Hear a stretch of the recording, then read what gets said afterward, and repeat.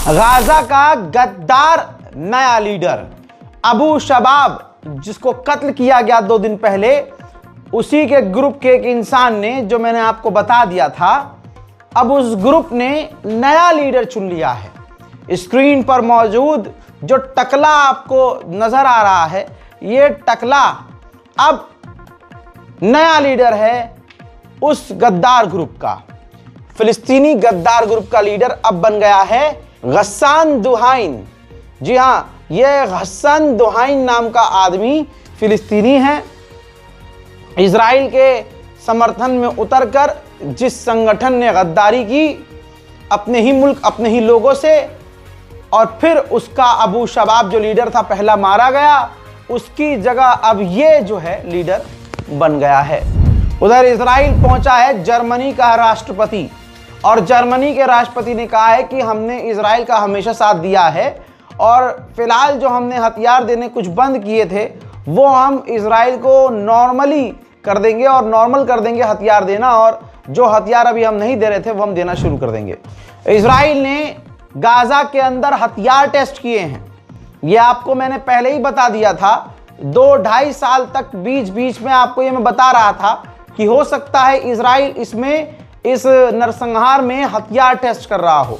अब क्लियर हो गया है कि उसने हथियार टेस्ट किए हैं, और जो उसने हथियार गजा में टेस्ट किए हैं, यूरोप के देश इजराइल से वो हथियार खरीद रहे हैं। जो रिपोर्ट्स आ रही हैं वो रिपोर्ट्स बता रही हैं कि इजराइल ने ड्रोन के जरिए गाजा में लोगों को ट्रैक किया, एआई का इस्तेमाल करके। एआई ड्रोन के अंदर डाला, ड्रोन ऐसे एडवांस कि वो लोग को पहचान, भीड़ में भी उस खास टारगेट को पहचान लेते थे, और फिर टारगेट को ढूंढकर कुछ देर जासूसी करके, कुछ दिन उनके आगे पीछे मंडरा के फिर उनको मार देता था।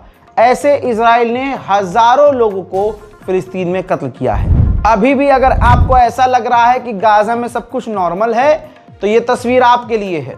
येलो लाइन के अंदर इजराइल का एक फौजी फिलिस्तीनियों की तरफ, गाजा वालों की तरफ ओपन फायर कर रहा है, वो भी अंधाधुंध।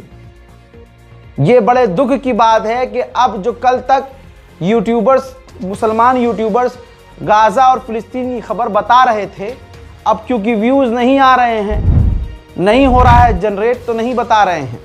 लिहाजा आप लोगों से गुजारिश है कि अपने ईमान को बड़ा रखिए और अपना दिल भी बड़ा रखिए। फिलिस्तीनियों को ऐसे देखना मत बंद कीजिए, ताकि कुछ लोग अगर पैसे के लिए भी दिखा रहे थे तो वो भी दिखाना बंद कर दें। अगर आप सच में फिलिस्तीनियों से मोहब्बत रखते हैं तो हमारे चैनल को सब्सक्राइब ज़रूर कीजिए, क्योंकि वाहिद मैं ही आपको ऐसा इंशाअल्लाह इंसान मिलूंगा, जब दुनिया फिलिस्तीन के लिए नहीं बोलेगी, हमारा चैनल फिलिस्तीन के लिए सबसे पहले बोला था, आज भी बोल रहा है और कल भी बोलेगा। चाहे आप एक लोग भी हमारा वीडियो नहीं देखें, एक व्यू आएगा ना, एक हमारे खुद के, हमारे ऑफिस के 4-5 लोगों का व्यूज आएगा ना, तब भी हम अपडेट आपको देते रहेंगे। साउथ अफ्रीका ने फिलिस्तीनियों के लिए वीजा फ्री किया हुआ था, क्या कोई भी फिलिस्तीनी आए डायरेक्ट हमारे यहाँ रहना शुरू कर दे, लेकिन साउथ अफ्रीका ने अब वो फ्री वीजा फिलिस्तीनियों के लिए बंद कर दिया है। क्यों? इसके पीछे इजराइल है। इजराइल क्या कर रहा था? फिलिस्तीनियों को मार रहा था, पीट रहा था, और उनको इतना परेशान करता था कि वो बेचारे कहाँ जाएंगे, वीजा फ्री वाले देश में चले जाते थे, साउथ अफ्रीका। तो इजराइल स्मगल कर रहा था।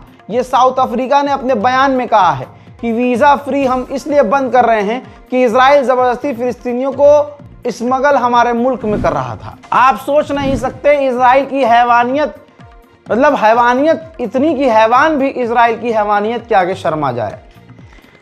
जिन फिलिस्तीनियों की लाशों को इजराइल ने फिलिस्तीन को सौंपा है, भाई उन लोगों की, उन लाशों के हाथ, उंगली, पैर कटे हुए हैं, किसी के कान कटे हैं, किसी की आंख गायब है, बॉडी के ऑर्गन्स गायब हैं।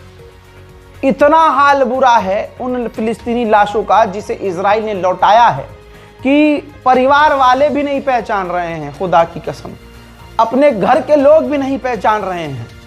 और शौक में है फिलिस्तीन के लोग कि एक तो हमारे अपनों को कत्ल भी किया और लाश का ऐसा हाल किया कि हम पहचान भी नहीं पा रहे हैं। इजराइल की बमबारी लगातार फिलिस्तीन में जारी है। कुछ ही समय पहले, थोड़ी ही देर पहले, इजराइल की बमबारी में 3 और फिलिस्तीनियों की शहादत हो गई है। सोचिए, तानाशाही अलग लेवल और किसी को खुश करने का जो भड़वापन होता है वो अलग लेवल। अब डोनाल्ड ट्रंप को नोबेल पीस प्राइज तो नहीं मिला, लेकिन फीफा, फुटबॉल वाला फीफा वर्ल्ड कप ने क्या किया, फीफा ने एक अपना ही पीस अवार्ड बनाया, ऐलान कर दिया, पहला पीस अवार्ड ट्रंप के लिए। और आपके सामने वीडियो है, मेडल दिया पीस अवार्ड फीफा ने। FIFA peace prize, Nobel peace prize की जगह फीफा ने, जाहिर सी बात है ये ट्रंप की सरकार के नेताओं के कहने पर ही फीफा ने किया होगा कि बड़ी बेइज्जती हो रही है, नोबेल पीस प्राइज नहीं मिला, एक फीफा पीस प्राइज के नाम से तुम लोग ये प्रोग्राम शुरू करो, पहला जो इनाम है वो आप ट्रंप को दो। इसमें ट्रंप को खुद देखा गया कि भाई वो मेडल अपने हाथों से अपने गले में डाल रहा है, अपनी तारीफ अपने मुंह पर ही करवा रहा है। खैर, इस मामले पर पूरी दुनिया में ट्रंप का मजाक ही बन रहा है। गाजा के अंदर इजराइल जो कर रहा था वो आज भी कर रहा है। एग्जाम्पल के तौर पे आपके सामने देखिए, फिलिस्तीनियों के मकानों को इजराइल की फौज अभी भी गाजा के अंदर उड़ा रही है, बम लगाकर उड़ा रही है, जमीन को समतल करने का काम अभी भी चल रहा है। वहीं डोनाल्ड ट्रंप इजराइल के राष्ट्रपति पर दबाव बना रहे हैं, सख्त जुमलों का इस्तेमाल कर रहे हैं और वार्न कर रहे हैं कि नेतन्याहू को तमाम उसके केसेस से बरी कर दो। इजराइल को खुश करने के लिए क्या क्या नहीं कर रहे हैं लोग। कनाडा, ये देखिए, कनाडा की पुलिस ने कोर्ट को बताया है कि हमने कनाडा के अंदर ही 4-5 फिलिस्तीनियों के घरों पर रेड करके कई फिलिस्तीनियों को गिरफ्तार किया है। न्यूयॉर्क के मेयर का काम करने का समय खत्म हो चुका है। जाते जाते उसने 2 ऐसे रूल पर साइन कर दिया है कि अब न्यूयॉर्क में जो सरकारी अमेरिकी कर्मी हैं, ऑफिशियल्स हैं, वो इजराइल के बाइकॉट पर काम नहीं कर सकते, इजराइल से अपना किनारा नहीं कर सकते और ऐसे किसी भी काम में इन्वॉल्व नहीं हो सकते जो काम इजराइलियों से दूर हो, यानी इजराइल का बाइकॉट कर रहा हो और इजरायली कंपनियों से दूर हो रहा हो।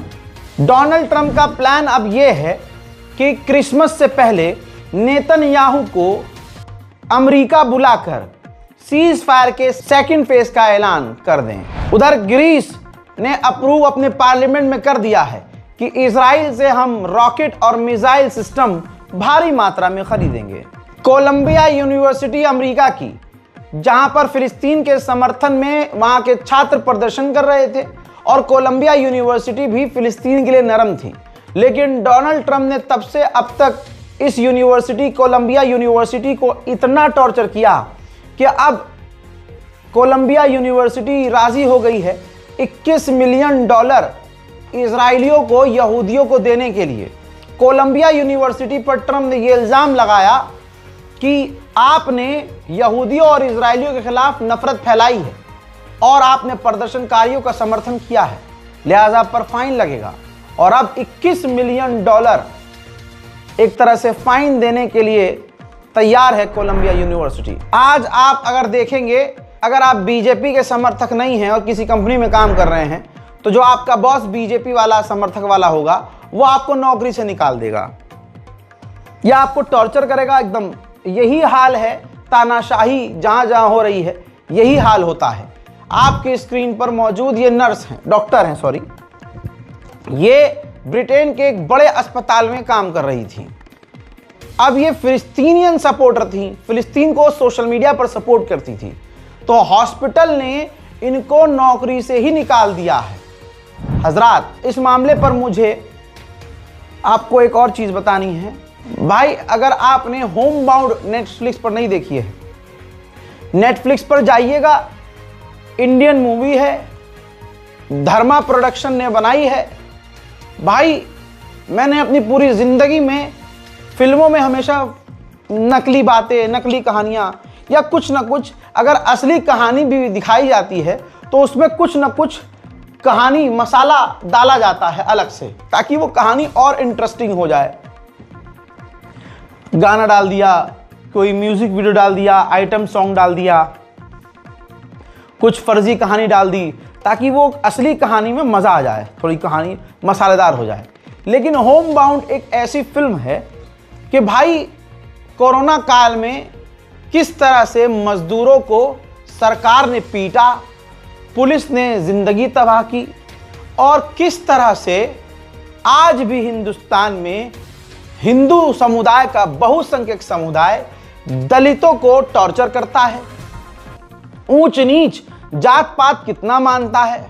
और ख़ास करके जब दफ्तर में एक मुसलमान काम कर रहा हो तो उस मुसलमान के आजू बाजू वाले, और अगर मुसलमान के ऊपर का कोई ऑफिसर होता है तो कितनी चालाकी, कितनी सफाई से मुसलमान को हर एक छोटी चीज़ के लिए दफ्तरों के अंदर परेशान किया जाता है।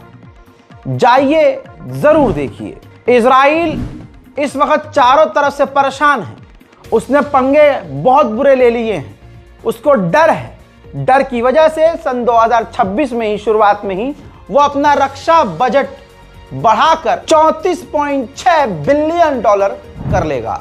भाई आपके सामने ये रहा UNRWA का ऑफिशियल अनाउंसमेंट। उन्होंने कहा है, UNRW ने 42,000 से ज्यादा अपंग लोग हैं गाजा के अंदर, लाइफ चेंजिंग इंजरीज उनको हुई है। ऐसे बच्चे हैं पूरी दुनिया में जिनको ऐसी चोट लगी है कि अब जिंदगी भर के लिए वो अपंग हैं। पूरी मॉडर्न हिस्ट्री में सबसे ज्यादा अपाहिज लोग गाजा में हैं। वो अपंग तो हो गए हैं, लेकिन फिर भी बाहर जाकर हजारों को इलाज की जरूरत है। हजरात, इतिहास फिलिस्तीन का बहुत पुराना है। वेस्ट बैंक में इजराइल की सेना घुसी हुई है, इजराइल के जो सेटलर हैं घुसे हुए हैं, फिलिस्तीनियों के मकानों को तोड़ रहे हैं, फिलिस्तीनियों को गिरफ्तार कर रहे हैं, फिलिस्तीनियों को गोली मार रहे हैं, फिलिस्तीनियों के खेतों में आग लगा रहे हैं, फिलिस्तीनियों के घरों को लूट रहे हैं, फिलिस्तीनियों के पेड़ पर भी आग लगा रहे हैं, खेत में भी आग लगा रहे हैं, गाड़ियों में भी आग लगा रहे हैं। लेकिन नई चीज आपके सामने, जो इजराइल की फौज है, वहां जो इजराइल की जो फौज घुसी हुई है वेस्ट बैंक में, वो फिलिस्तीनी कल्चर और जो ऐतिहासिक इमारत है उसको तोड़ के, उस पूरी इमारत को टुकड़े टुकड़े करके पार्ट्स में, जैसे कि पत्थर अलग, पिलर अलग, उसकी छत अलग, और ऐसे पत्थर जिस पर पुरानी भाषा में कुछ चीजें लिखी गई हैं। भाई ये तस्वीर देखिए, वो अलग अलग करके चुरा कर लेके जा रही है। पूरी दुनिया में सबसे बेहतरीन ऑलिव ट्री फिलिस्तीनी बनाते थे, इजराइल ने क्या किया देखिए।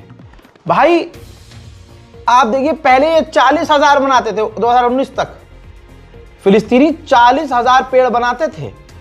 अब 2025 आते आते सिर्फ 7 से 8,000 ही फिलिस्तीनी बड़ी मुश्किल से ऑलिव ऑयल बना पा रहे हैं। पहले 40,000 ऑलिव ऑयल के वो प्रोडक्शन करते थे, और आज की तारीख में 7 से 8,000, क्योंकि ऑलिव ट्रीज जो हैं जला दिए जा रहे हैं, ट्री को काट दिया, ऑलिव के पेड़ों को, पौधों को इजराइल के सेटलर्स तोड़ दे रहे हैं, जला दे रहे हैं। ऐसा नहीं है कि इजराइल के सेटलर्स ये अंधेरे में कर रहे हैं, जरा ये देखिए, इजराइल के सेटलर्स वेस्ट बैंक में ये सब उजाले में, दिन के उजाले में दुनिया के सामने कर रहे हैं। ह्यूमन राइट संगठन, ह्यूमन राइट वॉचडॉग, जितने भी बड़ी बड़ी संस्थाएं हैं, सारी संस्थाएं यहाँ पर फेल हो जा रही हैं। कोई भी इंसानियत के लिए बोलने को तैयार नहीं है। मुसलमान खुद अपनी आंखों से देख रहा है कि उसके एक मुस्लिम भाई के पूरे मुल्क को मिटा दिया गया, गाजा को मिटा दिया गया, और अब फिलिस्तीन के वेस्ट बैंक पर कब्जा खुल्लम खुल्ला हो रहा है। लेकिन भारत के मुसलमानों की इसमें कोई खता नहीं। बाबरी मस्जिद हड़पने के बाद हमारी हर मस्जिद आज खतरे में है। मुसलमान उन मस्जिदों को बचा नहीं पा रहा, तो फिलिस्तीन के लिए क्या ही बोल पाएगा। हजरात, आप सोच नहीं सकते, फिलिस्तीनी परिवार के अंदर, परिवार में, घर में इजराइल की फौज घुसी रेल के नाम पर। वहां पर बच्ची, वह फिलिस्तीनी जो बच्चे थे, फेसबुक पर लाइव थे, मे बी फेसबुक या इंस्टाग्राम जो भी है, और वो लाइव रिकॉर्ड हुआ कि किस तरह से इजराइल की फौज फिलिस्तीनियों के घर में घुसकर उनका हाल करती है।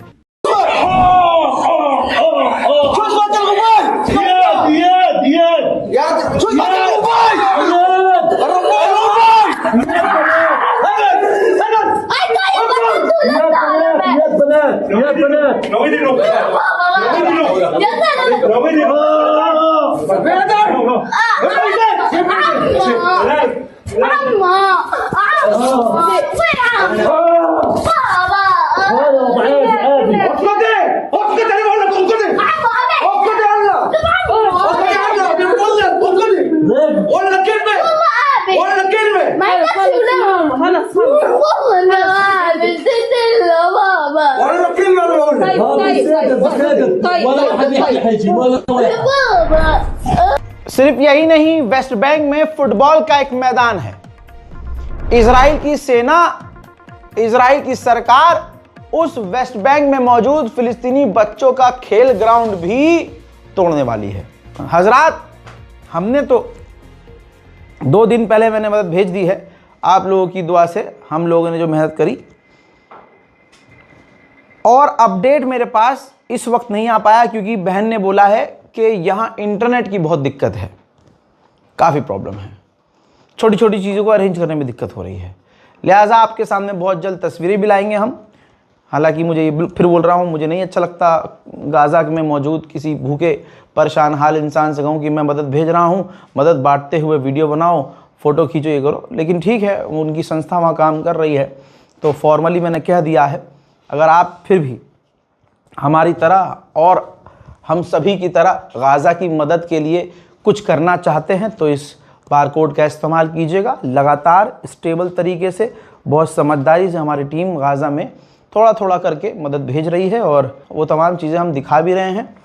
फिर बोल रहा हूँ, दिखाना अच्छा नहीं होता है, लेकिन फिर भी आपकी तसल्ली के लिए।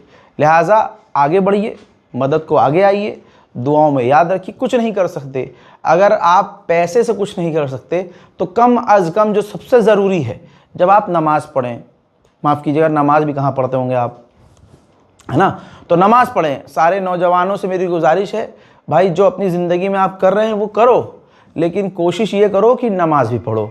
अगर आपसे गुनाह हो रहे हैं तो भाई नमाज भी पढ़ो, क्योंकि गुनाह से रोकती है नमाज। मैं नमाज पर क्या ही मजलिस पढ़ूँ हैं, तो नमाज पढ़िए, शुरुआत कीजिए नमाज की, और अल्लाह आपको तौफीक दे।